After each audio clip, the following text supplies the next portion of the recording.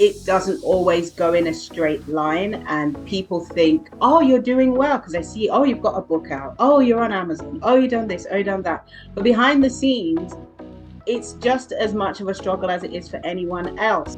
Amazon Prime vegan TV chef, award-winning author, content creator, and presenter, Chef Kirlysue is my guest this week on The Trailblazers. Your parents are from Jamaica and you lived in Jamaica for your earlier years as well. Tell me about that.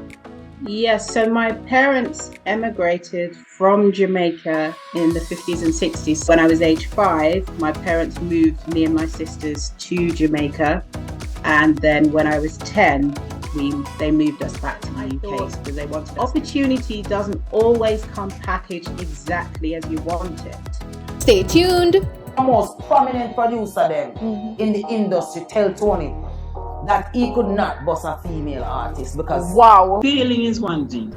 Failing publicly is a very hard thing. I said I was holding my mouth, the lies were going, and I sat and I saw women on the TV just lying bluntly, just like that. Released the all media survey, and when you look at the name Ron Mouchette, 0, 0.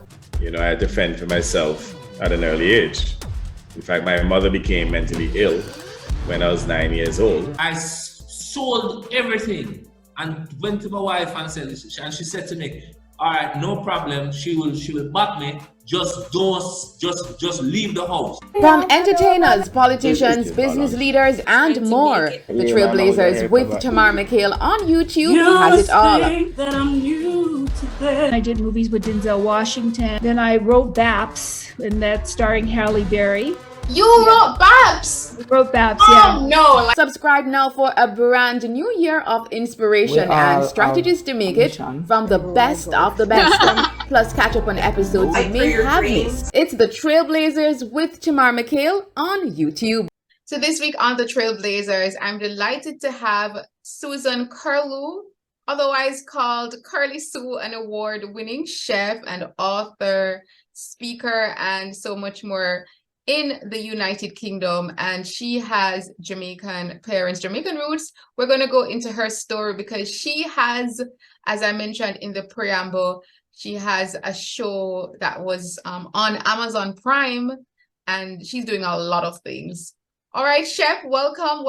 Oh, I should mention she's a vegan chef as well. Thank you for having me. You are welcome. Thank you. And a special shout out to Chef Ricardo, because he was the one that recommended Chef Kirlysue. So by the time I'm finished with these latest series, I should learn how to be a big chef, you know. Yeah. You'll get your certificate at the end. I know. All right, so should I call you Kirlysue or Chef Kirlysue? What name do you prefer? Some people call me Kirlysue, so that's fine. Kirlysue's good. Yeah. Okay. I think I'll stick with Chef Susan for now. Okay. All right. So as I mentioned, I was just so impressed by your accomplishments to date, and I know to date because I know you have greater things even in store. But let's start with your journey, because I understand that you grew up, well, your family. Your parents are from Jamaica and you lived in Jamaica for your earlier years as well. Tell me about that. Yes, so my parents emigrated from Jamaica in the 50s and 60s. So they didn't meet in Jamaica. They actually met in the UK. So my dad came to the UK in the late 50s and my mum came to England rather in the late 50s, and my mum came to England in the early 60s, and they met at church in the UK. So I was born in London, yes, but my parents were adamant that because I'm first generation children of the people who had migrated, they didn't want us to be those dumb cousins from foreign who don't know nothing about nothing. My mom said, you must know the national anthem, you must know your history, your culture. She didn't want us to be clueless as to our roots. So when I was age 5, my parents moved me and my sisters to Jamaica. And then when I was 10, they moved us back to the UK because they wanted us to have part of our education in Jamaica. Wow, that's amazing. That's lovely. So the time span that you were in Jamaica, what was life like for you at that point? It was an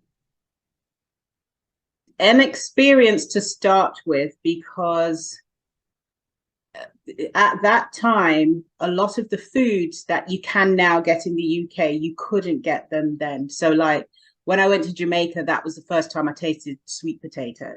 When I was 4, you couldn't buy sweet potato in the UK. Now you can. It's much more availability of world foods in the UK, but then it wasn't. So the food was interesting. There's lots of things I didn't know what they were. Obviously, it was hot all the time. So when we got off the plane, I thought, where's that heating coming from? It's very hot. So the only experience I had at that age of a vehicle and heat was if you stood behind the car with the exhaust pipe. So I thought, well, maybe we're standing at the end of the plane with the exhaust pipe or something. I didn't know. It's so hot. Well, we actually, on the way there, transited through Florida. So that we kind of felt a bit of heat. But then when we landed in Jamaica, I thought, oh, okay. But it was a really good experience, particularly for somebody who lives in the UK, to learn about your history and your culture, and to see people who look like me, who are from the same roots as me, doing different things in society and are portrayed in a positive way in the media in Jamaica. That was very important, and it's a really strong sense of self. So now if they're singing the Jamaican national anthem, I can stand and sing every word. That's fine. If you ask me what the colors of the flag stand for, who are the national heroes, all of these things, I know, and I feel proud. And I did say to my mom, it was a good idea to do that. I said to my parents, it was a good idea. Goal achieved. You wanted me and my sisters to know who we are in terms of our culture. Goal achieved. Definitely. That's awesome. That's fabulous, having that foundation. Where did you live in Jamaica during that time? Was it in Kingston or was it in rural? I'm not sure. We lived in Kingston, first of all, and then we moved because we lived with family, my grandmother, in Kingston, and then my parents bought a house, and then we lived just outside Kingston. Okay, lovely. So when it was time for you to return to the UK, what was that feeling like? Were you excited? Were you sad? What was the emotions? I wasn't sure what to expect. I think one of the reasons my parents moved us back is because they wanted us to have part of our education in Jamaica, but the other half in the UK. And also there are a lot of opportunities in the UK that they wanted us to, have access to. But another one of them is, at the time, the Prime Minister was it was Michael Manley at the time, so it kind of shows my age. Wow. Yeah. It doesn't show on you at all. That's okay. So he used to have some connections with Fidel Castro.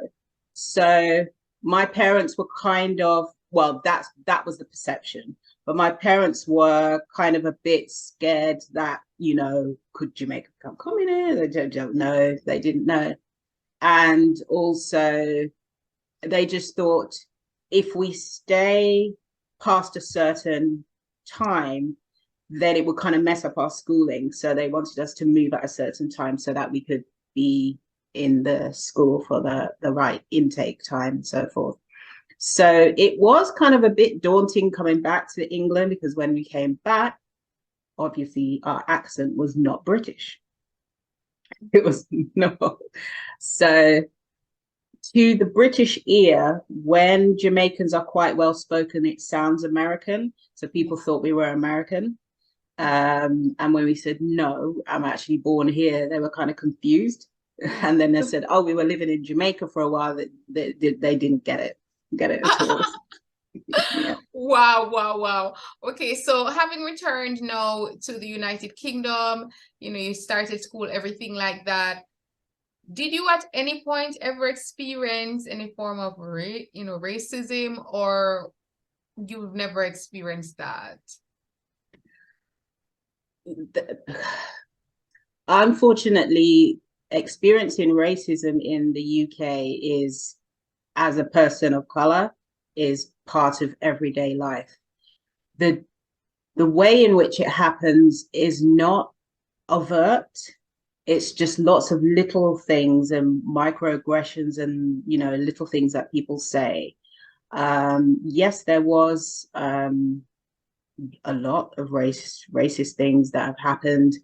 As an adult, I worked in an organization where I was faced with 8 incidents of racism kind of back to back. So I went to my boss, who was the project director, and I said, look, I went to HR first of all, and she said, right, you tell me and I'll sort them out. And I said, no, I need them to understand why what they said was wrong. So then she referred me to my boss, who was the director, and he said, look, I can get rid of these people by the end of the week. Just tell me. And I wouldn't tell them who it was. I said, I need them to understand why what they said is wrong, because otherwise they'll just think, oh, the black lady grasped me up, snitched on me to HR, and that's it. And there's no learning, there's no progress. So they rolled out a program called Respect for Others, which was eye-opening for them. And they got me to work with them on the program. Wow, that's fantastic. So bringing that level of awareness in a situation like that, that's awesome. And I'm going to jump right ahead now into your work life, because you briefly touched on it, because I want to know how you became Kirlysue. Kirlysue is on Amazon Prime. Kirlysue is an award-winning author and chef. Was it that during your time in Jamaica, you took an interest in cooking? Was that something that you developed from an early age? I think I took an interest. Well, funnily enough, my aunt, my great aunt, my grandmother's aunt, who's she's my great aunt. Yeah, great aunt. She owned a restaurant in Kingston called Cookie, because that was her nickname, Cookie, because she loved to cook. So I think I've inherited some of her skills. Her cooking. Yeah, so she was called Cookie, and she was very well known, because I remember as a child going to see her, and everywhere she went, everybody knew her. And I thought, oh, okay, everybody knows my aunt. Okay, that's interesting. So it developed from there, but I had an interest in television because my mum went to school with somebody who was a TV producer in Jamaica. So when my mum moved us to Jamaica, her friend met us and said, actually, we're looking for some children for a TV program called Playpen, a TV series called Playpen with a clown. And I think he just recently passed away. I've forgotten his name. It was a clown that used to speak with kids. And she said, your kids have a British accent. It would be nice to have kids with a different accent on the show as well. So that led to my first TV experience at 7 on a show called Playpen. I've really tried hard to find copies of that, and I can't. I don't know who mess up the people in archive, but it's not there. Wow. That's interesting though. Wow, I need to do some research. That's a very interesting thing. So from that time you got your first touch of the television. Yes. Yeah. So was it the television that started first for you, or was it the cooking? Television. So I went to a stage school, so it's like a performing arts school, the Sylvia Young Theatre School in London. And I've done lots of things in TV and a little bit of theatre, not much theatre, because I'm a Seventh-day Adventist, so the theatre thing doesn't really work for me because of the Fridays and the Sabbath. But I've done a lot of television, a little bit of film and so forth. So yeah, I've always had an interest in television, and I became a vegetarian, first of all, when I was 18. And then about 10 years ago, I became a vegan. But I decided to write my first cookbook in 2012. And yeah, that opened up a lot of doors. Wow. Okay, I want to touch on a bit of that because it's interesting that you mentioned some of the places, well, that you worked in a number of places in television. Tell us about some of the places that you experienced. Where do I begin? I filmed this series. Okay, going backwards or forwards, which way shall I go? Okay. Yeah, so last year I filmed a cooking show. I was a judge on a cooking show that was filmed in the Dominican Republic for the Caribbean. Then going back, I filmed Kirlysue's plant-based show, which is a 10-part series that was filmed during the lockdown and was distributed to over 100 different channels. And that I'm the host and I cook in it and I interview people. And then my older sister, Audrey, does table and floral arrangements to show you how you can present the food on the table and so forth as well. So there's that. Prior to that, I did Kirlysue's Global Kitchen, which was the series that was on Amazon Prime. It's just going to be redistributed out to some other platforms in the US now. I'm working on a new show, as I was speaking to you about earlier. That's another show, and I'm doing that in conjunction with a friend of mine he's Jamaican, but he lives in New York, called Chef Troy Levy. So he is my co-host for the new show. So I met him when I filmed the show in the Dominican Republic, and I thought, oh, another vegan chef. He's Rasta, so he's Ital, so it's similar. So I thought, okay, that's good. So it's like a nice synergy because it's vegan, but different kinds of vegan food. Lovely. I love that. All right. And you were mentioning that you became a vegetarian at 18 years old. Was that because of your faith, or was it more of a lifestyle kind of decision? It was both, because I'm a Seventh-day Adventist and a lot of Seventh-day Adventists are vegan and vegetarian. Yes. Because our church doesn't say you have to be, but it encourages you to eat a whole food plant-based diet. So I've always grown up knowing about plant-based diets, but I didn't grow up as a vegan or vegetarian. But at age 18, I decided to become a vegetarian and then went on to become a vegan, which I am now. Oh, that is lovely. That's something that I'm actively working on doing.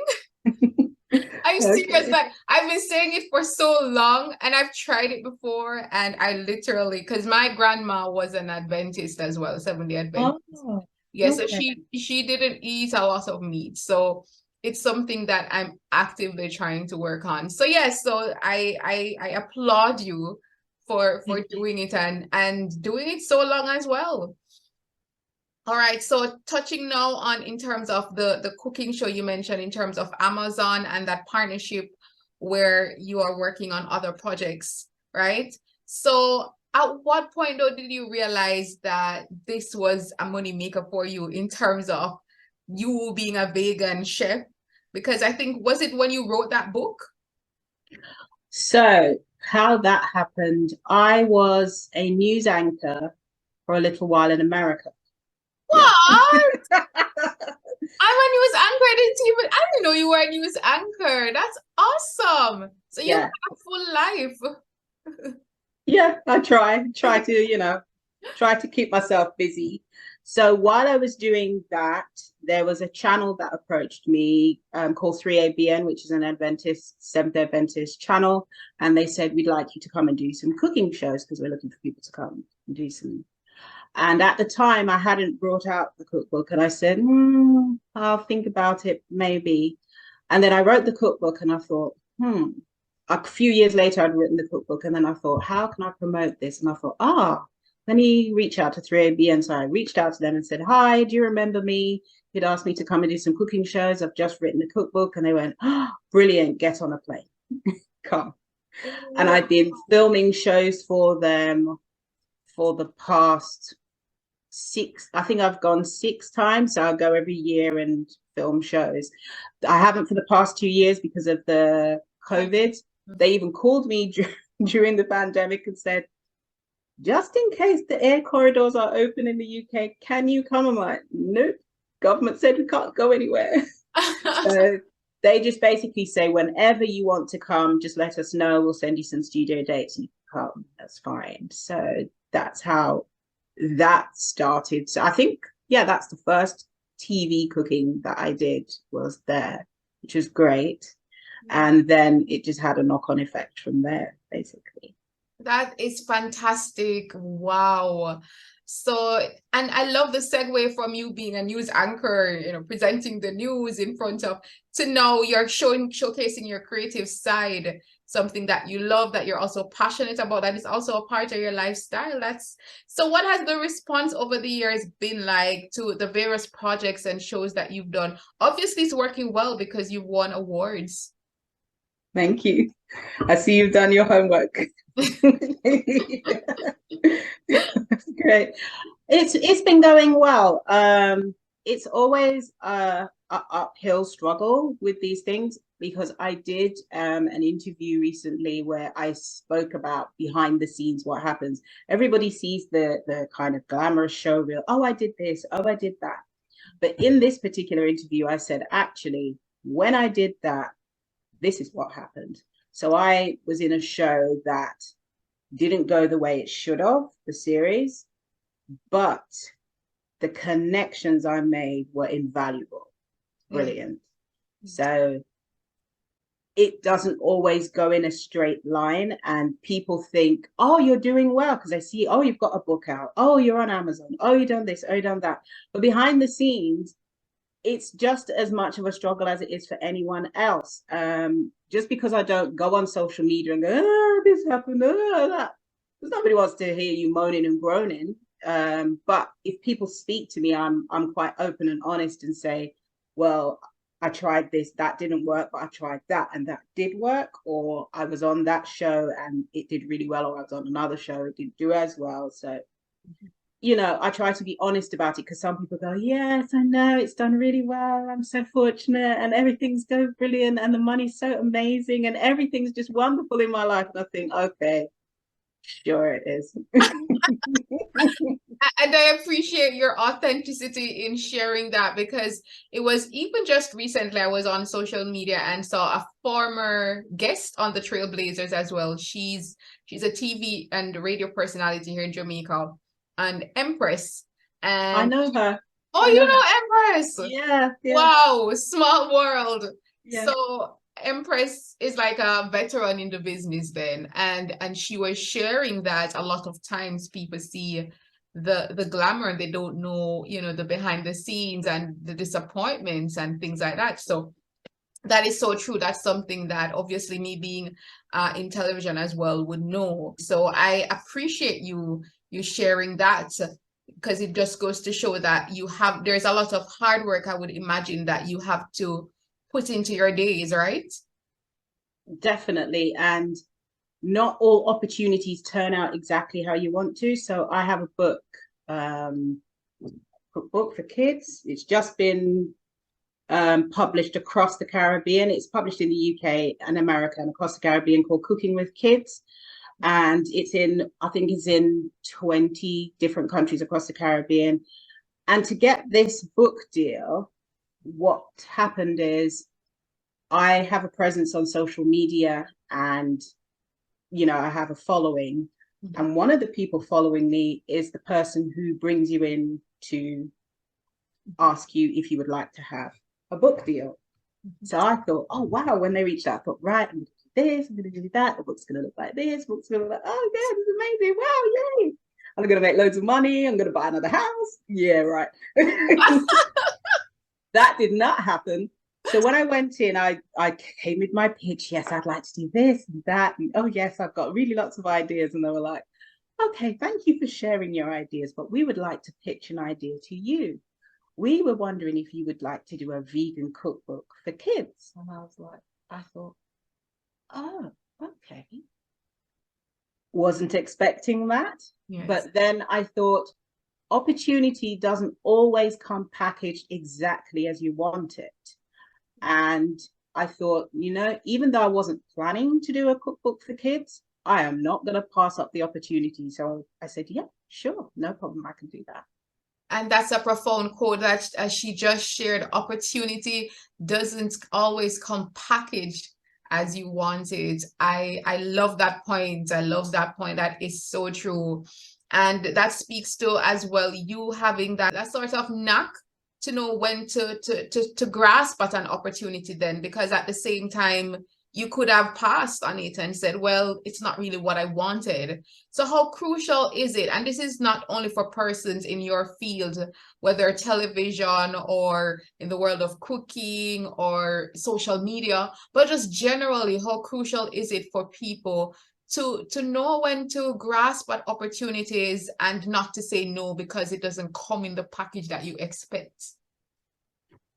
It's a fine balance, but what you have to look at is what is the opportunity that is actually in front of you, as opposed to what you think maybe, or because there's lots of would, could, shoulds, particularly in entertainment and television. There's lots of would, could, shoulds, if maybe, you know, could be, but you have to look at what is a definite. So what I did know is I definitely was able to have this book. It wasn't exactly as I wanted it. And was it going to hinder me in any way? No. If they wanted me to do a regular cookbook, which had meat and fish, then that would have been something I'd have to turn down, because that is not something that I do. But it's a vegan cookbook for kids. So long as it ticks enough boxes, I think it's fine. And you have to look at, you can be focused. You may say, look, I want a cookbook. It has to be this, and you can go for it. But what I found is sometimes when you have a book, it opens up the door for other books as well. Yes. So you can say, because I've won an award for this book, I have this book. So when I go to the new publishers now, I can say, I have had a cookbook before and it's won an award. So I've experienced. So it puts me ahead of the competition straight away. Yes. Whereas if I had turned it down, I'd be saying, okay, I'm good at cooking. I have a YouTube channel. Okay. And that which is good as well, but you need to have as much strings to your bow as possible. And that leads me actually to my next question, because I was actually going into that, because you mentioned that opportunity came because of your social media following and your audience. So how crucial is it while you're doing television, while you're writing a book, all of those things, how crucial is it to have diversified interest then and platforms to bring across your message and your content? So it depends on the direction you're going in. So say if somebody's an author, for example, say they want to write a book. If there's two authors, one has 150,000 followers on social media and the other one has 10, who do you think the publisher is going to more favor? Because these days, organizations and companies like you to bring an audience. Yes. Back in the day, they would find the audience for you. Those days, I think, are more or less gone. So the more you can find a group of people who are interested in what you do and follow you on social media, that is always going to go in your favor, because that's money in the bank, basically.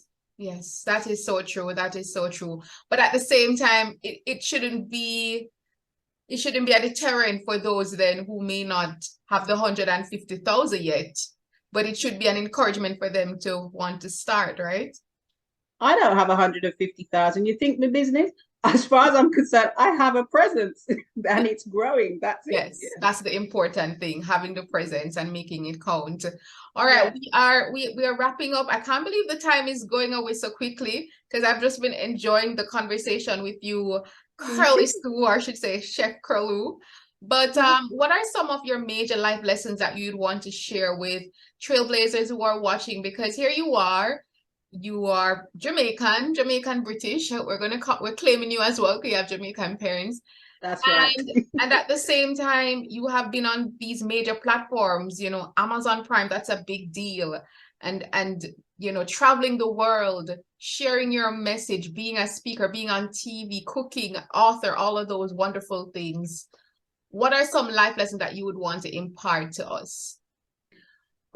The first one I would want to impart is, when it's a saying by Michelle Obama, and I'm going to paraphrase because I don't know it word for word. When the door opens for you, hold it open for somebody behind you. And I cannot stress this enough, because as Caribbean people, we need to do more, much more. Other communities got it down to a science. I'm not dissing our community. We have had our challenges from our roots that has led us to where we are. But if we pull another Jamaican, another Caribbean person through the door when the door opens, it would really help a lot of people. And I really, really take that on board, because my dad we had a family meeting. My dad said, right, we live in England, we're not doing too bad. Anybody going to Jamaica, walk with something, to give something to somebody, to give a little money to that, do things to help our people in Jamaica. So that's one thing.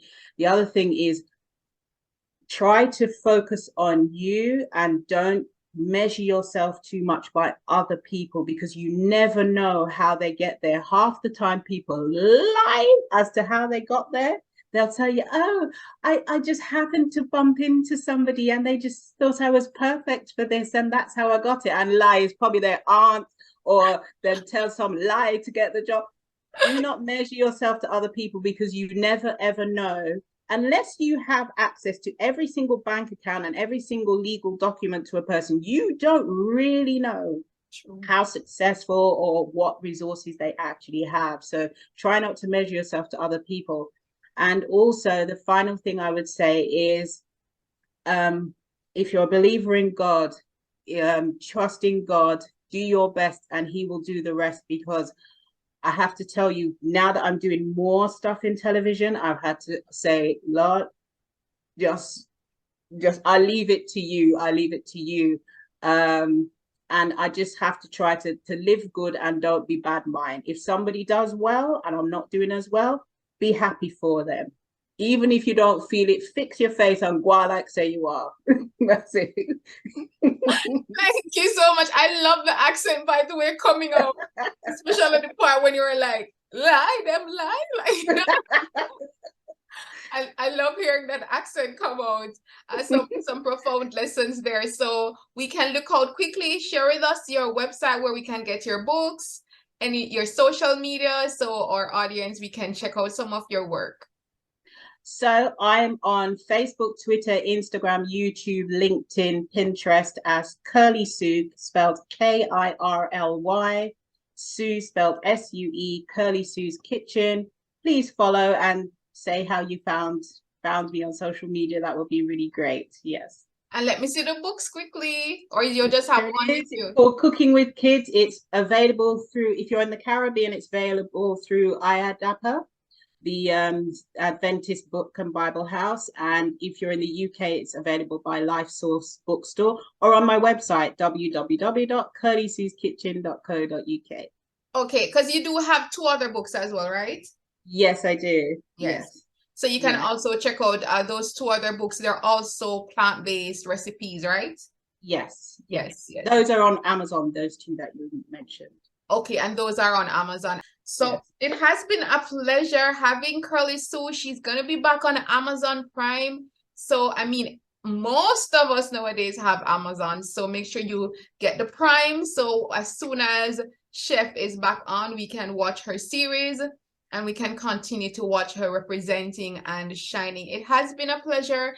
Any last comments?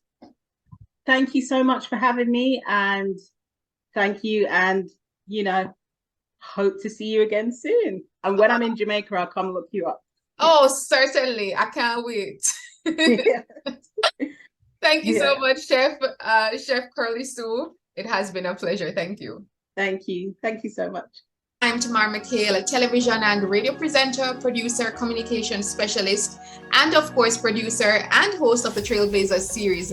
I'm inviting you, yes, you, to join our family. All you have to do is just click that subscribe button right below. Make sure you hit the notification bell so you're alerted as to when we have new episodes. And of course, join our family for weekly inspiring and uplifting episodes that will give you the tools, the keys, and the strategies that you need so that you can blaze your trail.